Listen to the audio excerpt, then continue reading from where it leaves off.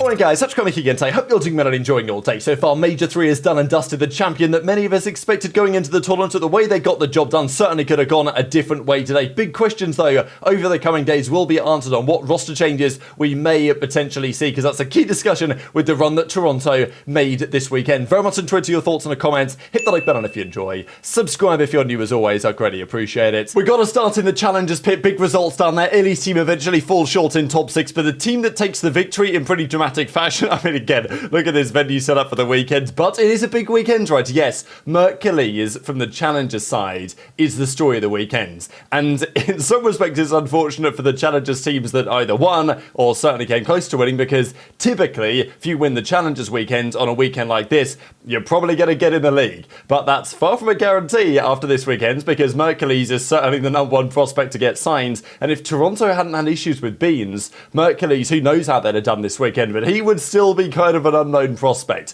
which it's a big question to mention over the coming days about where the teams go from here in terms of roster decisions going forwards.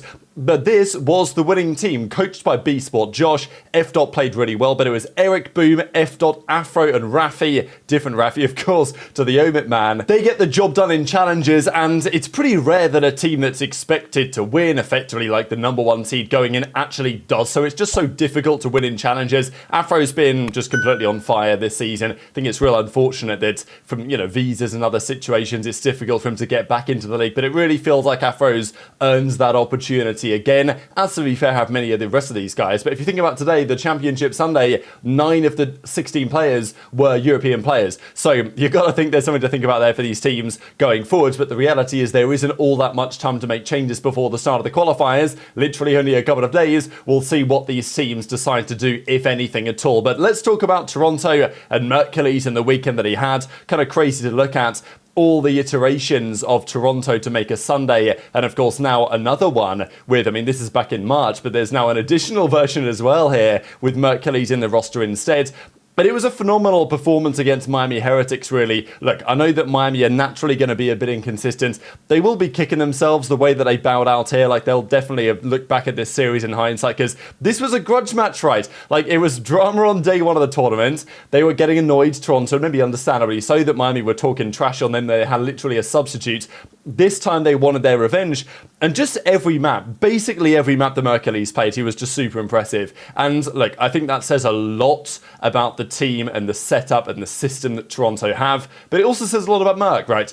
I think this was probably the best team that Mercules could sub in for. Like, the one opportunity that he got in the league to sub in this weekend was basically the best that he could possibly hope for. The flex role on Toronto, I don't think there's a better role to step into for any team than that. You can look at Thieves, you can look at FaZe, I suppose. But even FaZe, right, if you step in for Drazah, you're probably not going to look great. The other guys are going to hard carry you. And that's fine. You're probably going to go far. But you're not going to maybe make the impact as you would in this Toronto system and at least show the player that you can potentially be. And, there was discussions that if they went on to win the event, it was going to be Mercules holding the MVP trophy at the end of the weekend. And that certainly raised questions. And, this picture of Beans in a Boston jersey was therefore starting to do the rounds. Miami bounced back again. The search and destroy for Ultra somewhat let them down in the end, which wasn't a massive surprise given the fact that, Ultra, they've just had a couple of matches with this new team. Their search and destroy and their strats and everything aren't going to be too well refined. Miami then won the game 3. But game 4 was an absolutely mega game. This vault, look, we had some great hard points, certainly in the losers finals, but this was an absolute banger hard point again. Toronto brought a mega comeback towards the end of it, iced up on the P1. Vault hard point continues to deliver absolutely sensational maps, and they take it to a game 5, and the game 5 was, pretty tragic actually from Heretics, I'm not gonna lie.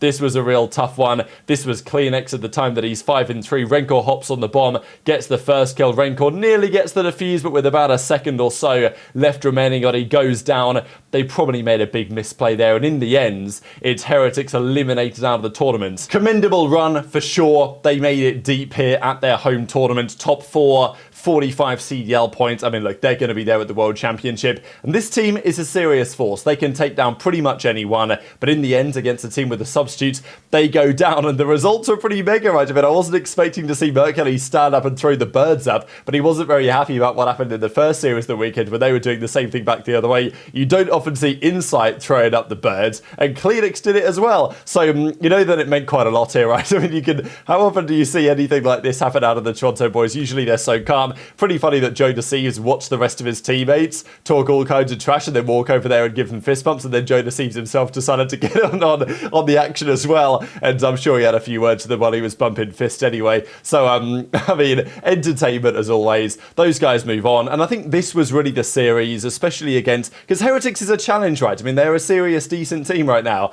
They've made a couple of championship Sundays this year.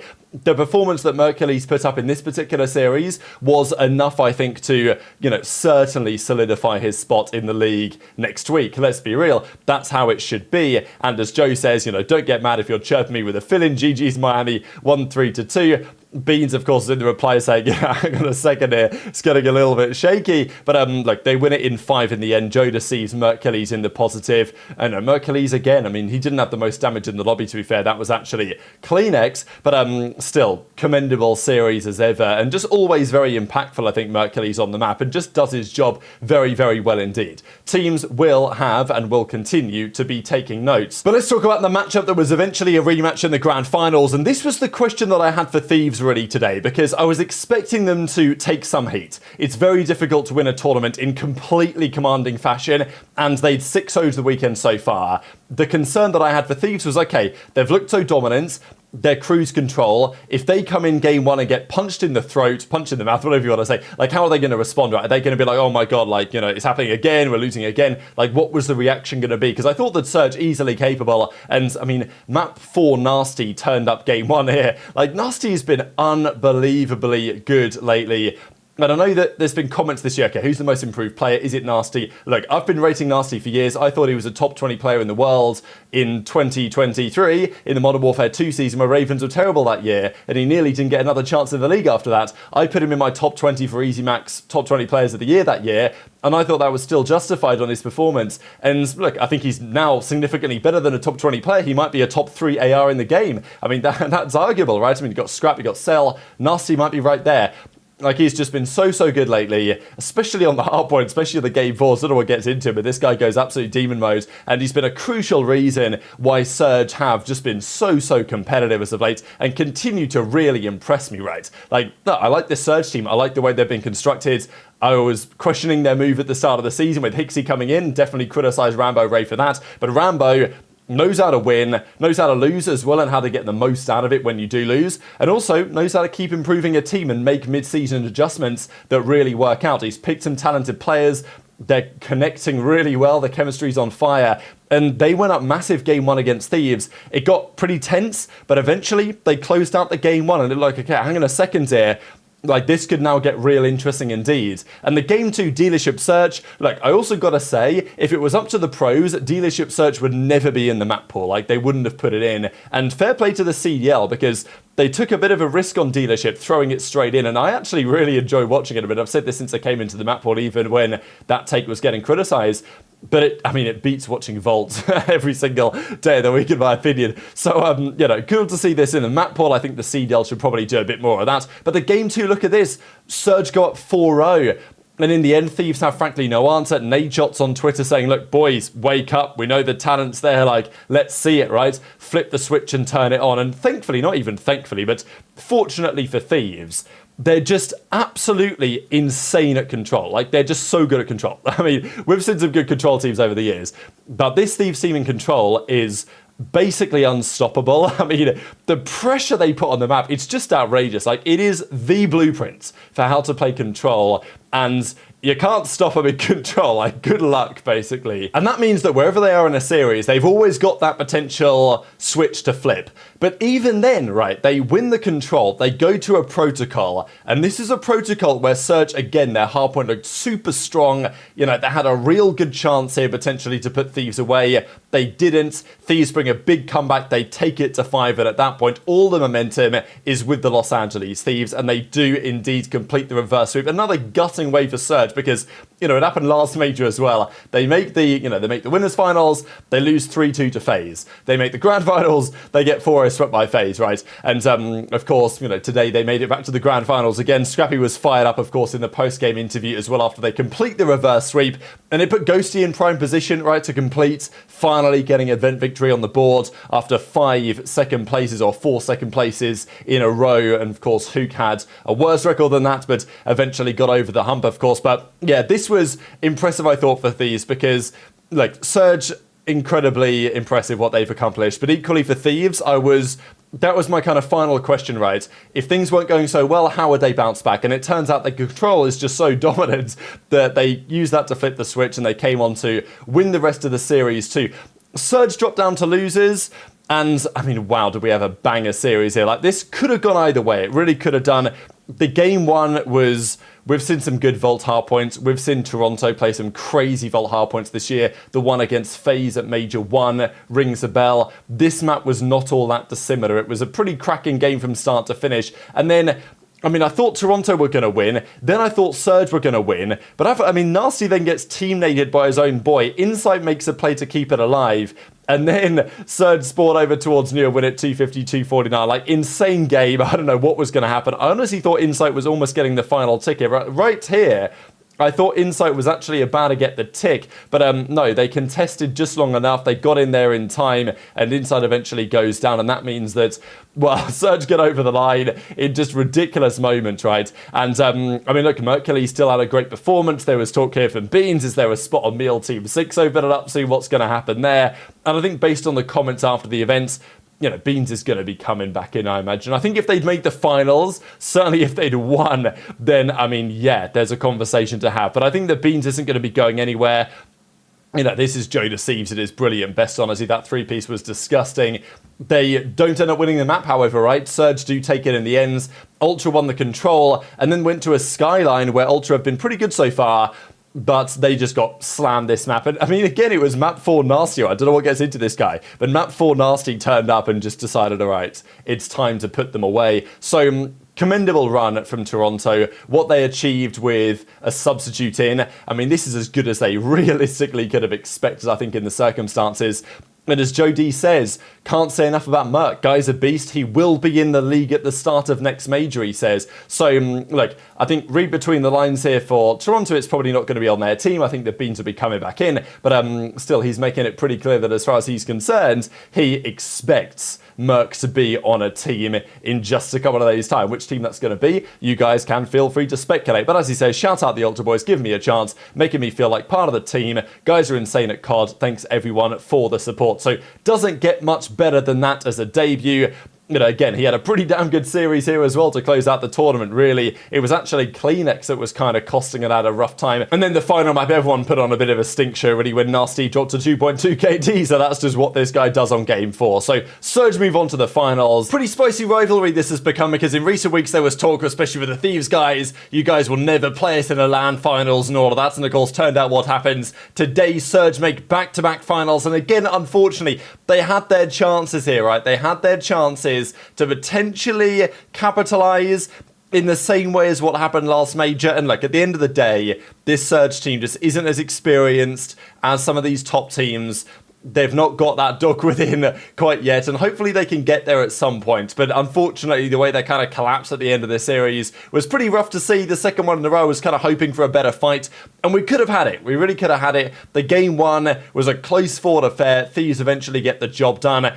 And this game 2 was probably the opportunity for Surge to really get back into it, right? I mean, at this point, Thieves are up 3-2. Envoy's in a 1v2. He hides. He manages to let Nastie go, find himself in a 1v1. Gunzo fall down as well. That was a crucial round. As was the round, of course, they went to a round 11 in the end.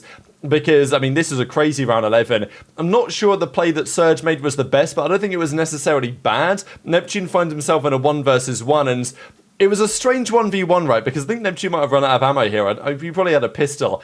But he doesn't want to chow. He doesn't want to snake. and he's getting tagged up, and like he doesn't really shoot Scrappy, so Scrappy just has a pure run to just chal him. And I mean, like, do you want to shoot your gun or something? Like, that might be a good idea. So Neptune kind of, I mean, I wouldn't say threw it away exactly, but it was certainly suboptimal in terms of a play. And this was the round, right? I mean, like, no, if Scrappy won this 1v1, it was tournament over, it was series over. And that's, of course, exactly what it turned out to be. So I think in hindsight, maybe Neptune should have just fired his gun rather than kind of like semi-snaking it the whole time. And as TJ says, you just got to snake the guy, right? And then gun him off their heady. That might have been the plan. But at this point, it was all over, right? Because next map was a control. So, yeah, good luck with that, right? They got clowned 3-0. And Thieves put up a bit of a fight, or Surge put up a bit of a fight against Thieves on the final map towards the end. But again, this was just a crushing runaway victory. And look, I've said it before, I'll say it again. When Thieves are playing their best stuff, which they were for a large majority of this tournament, they are unplayable by any team. They're just not playable. You can't beat them right now. You just can't beat them. And that's, I think, largely what we saw. As good as Surge were and as good as other teams were at times, if Thieves are playing their best stuff, you know, it's really tough to stop. And this is the team that Nadeshot paid his money for, right? This is what we expected. They formed the super team to win tournaments, to win the World Championship, and, well, they've finally got one on the board. Could be a good moment for them, right? Because monkey off the back, in a sense, they've finally got the victory. Maybe not pressure off exactly, because you want the pressure to be on to keep playing well, but we're seeing it, right? FaZe have been the #1 seed in the league for the last 5 years in a row. Thieves, with this victory, has dethroned FaZe. Thieves are now top of the standings, and that's, you know, a big deal, right? It might not be massive, maybe not that important. It probably means that if OpTic make it to champs in the 8th seed, they'll play Thieves round 1, but who knows what happens at the final major. But it's a crucial moment, right? Because this team was formed to do this, and that's what they've done. Now, they took a while to get there, and who knows where they go from here, and obviously you don't want to peak now at Major 3, you want to peak in a few weeks' time. But it's a great result. Gutted, of course, for the Surge guys falling short again, but, you know, this was nothing short of an absolute slammage, and HyDra ends the series with a 1.5. Scrap got the MVP of the tournament. I think you could argue it either way. I'd have probably given it to HyDra, but yeah, that's where we're going to leave it for today. Lots to discuss over the coming days, what the rosters tend to do after this, if anything at all, but very much interested in your thoughts in the comments. Hit the like button if you enjoyed, subscribe if you're new, take care, and I'll see you next time.